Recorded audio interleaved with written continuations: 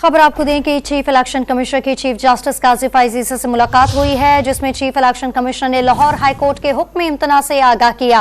आपको अपडेट कर रहे हैं इस हवाले से कि मुलाकात में जस्टिस सरदार तारिक और जस्टिस एजाजुल हसन भी शरीक थे। बात करते हैं डॉन न्यूज़ के नुमाइंदे इरफान सदुजई से। इरफान, आगाह कीजिएगा मुलाकात के हवाले से।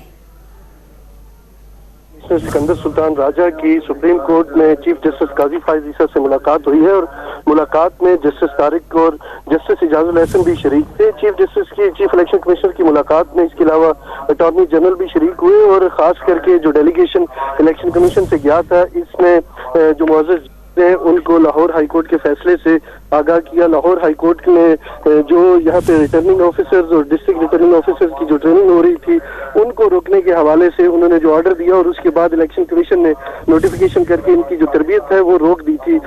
8 दिसंबर को ये तरबियत शुरू हुई थी और उसके बाद ये मामला रोकना पड़ा, जिसके ऊपर इलेक्शन कमीशन को तशवीश थी चूंकि इलेक्शन होने हैं और 54 दिन पहले नोटिफिकेशन जारी करना है और 8 फरवरी से पीछे अगर काउंट करें तो 15 दिसंबर को इलेक्शन शेड्यूल जारी होना है। तो इस दौरान अगर तरबियती अमले की तरबियत रुक जाती है तो इलेक्शन का जो अमल है वो मुतासिर हो सकता है। तो इस हवाले से काफी तशवीश पाई जाती थी और हमने कल ही खबर दे के ये बता दिया था कि इलेक्शन कमीशन रुजू कर सकता है सुप्रीम कोर्ट से। और आज चीफ इलेक्शन कमिश्नर की सरबराही में डेलीगेशन चीफ जस्टिस काजी फैज ईसा से मुलाकात की है और उन्होंने तमाम जो सूरत हाल है उससे आगाह किया। ठीक है, मुलाकात का अहवाल बता रहे थे इरफान सदुजई, आपका बहुत शुक्रिया।